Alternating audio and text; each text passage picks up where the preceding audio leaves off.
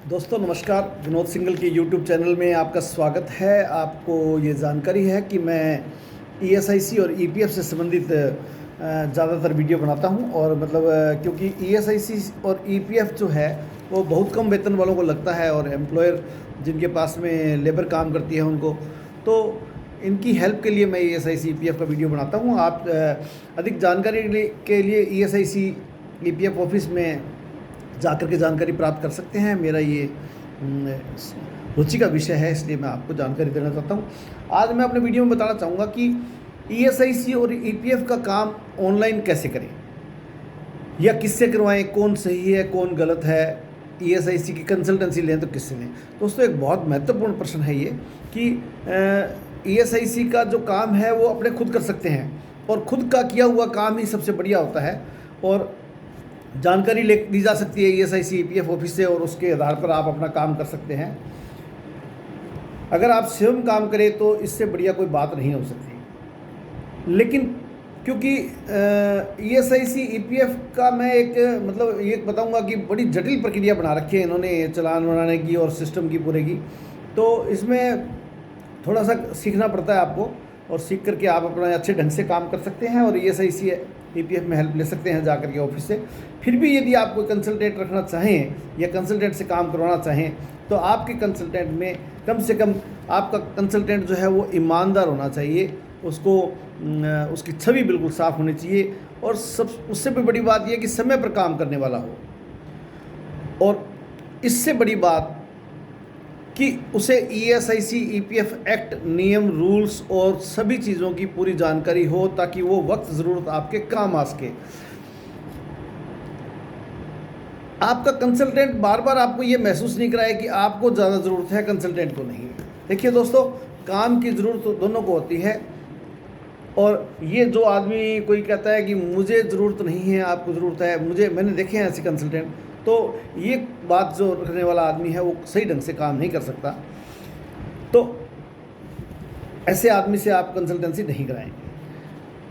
आपका कंसल्टेंट जो है वो बहुत ही जिम्मेवार, रिस्पॉन्सिबल होना चाहिए और उसकी जो नेचर है वो हेल्पिंग नेचर होनी चाहिए। वो आपके हर बात का संतोषपूर्वक जवाब दे, आपको आपकी जिज्ञासा, आपके प्रश्नों के उत्तर दे, ऐसा कंसल्टेंट आपको आना चाहिए। आपका कंसल्टेंट में एक बात और भी है जो मैंने देखी है कि ज़रूरत पड़ने पर कंसल्टेंट जो है वो नियमों के अभाव में, जानकारी के अभाव में अपने हाथ खड़े कर देते हैं और अपनी जो उसकी पार्टी है या जो उससे जिसका वो काम करते हैं उसको एक समस्या के अंदर बीच समुद्र में खड़ा करके चले जाते हैं। तो ऐसे कंसल्टेंट को आप बिल्कुल नहीं करें।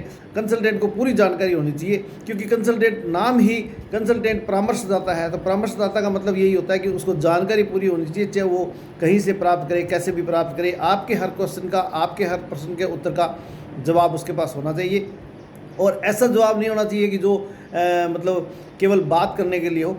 जवाब आप उसका जो है वो ऑथेंटिक होना चाहिए बिल्कुल।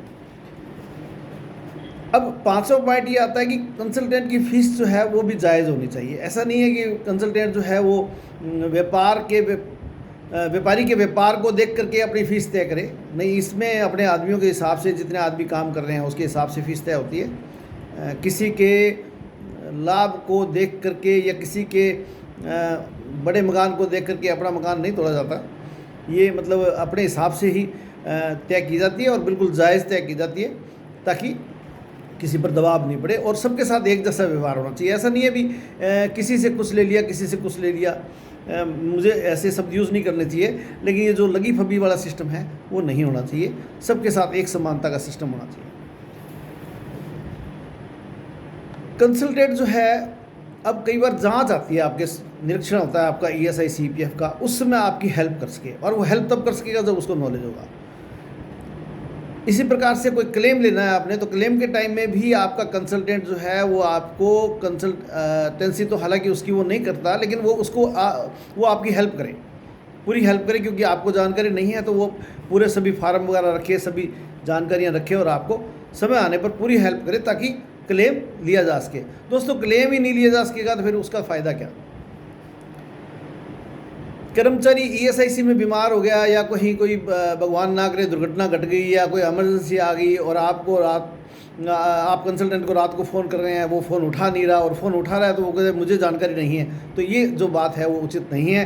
कंसल्टेंट आपको जानकारी भी दे और इमरजेंसी में आपकी सहायता भी करे। हो सकता है कि कंसल्टेंट आपके साथ नहीं चल सके, लेकिन उसको जानकारी होनी चाहिए और उसके पास फार्म वगैरह सब होने चाहिए ताकि वो आपको ऑनलाइन ये व्हाट्सएप के फार्म भेज सके या जानकारी दे सके। और अगर कोई बहुत ज़्यादा मामला खतरनाक इमरजेंसी का है तो कंसल्टेंट को साथ भी जाना चाहिए। ऐसा कंसल्टेंट आपका होना चाहिए।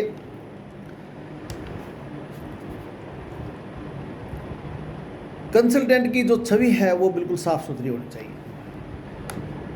अब अगली बात आती है कि कंसल्टेंट जो है वो आपका चालान अगर समय पर नहीं भरता है और आपके प्लंटी लग जाती है तो ये ऐसा कंसल्टेंट जो है वो उचित नहीं है।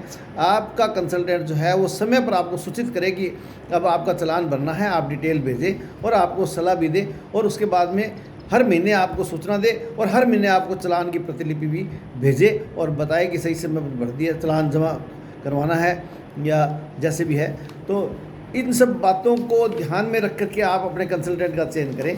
यदि आप इन सब बातों को ध्यान में नहीं रखेंगे तो आप एक बड़ी समस्या में कभी जब आपको वक्त समय आएगा तो फंस सकते हैं। इसलिए दोस्तों मैं ज़्यादा इधर उधर की बातें नहीं करता, ना ही मैं कोई ज़्यादा सब्सक्राइब के चक्कर में हूँ, ना मैं कोई ये हूँ कि मुझे कोई लाइक करे। मैं अगर मेरी जानकारी ठीक है तो ठीक है, गलत है तो गलत है, लेकिन मैं भी जानकारियाँ प्राप्त करके बताता हूँ। और आप जो है अधिक जानकारी ईएसआईसी ईपीएफ ऑफिस से प्राप्त कर सकते हैं और अच्छे कंसल्टेंट को आप नियुक्त करके अपना काम अच्छे ढंग से करवा सकते हैं। धन्यवाद दोस्तों। जय हिंद, जय भारत।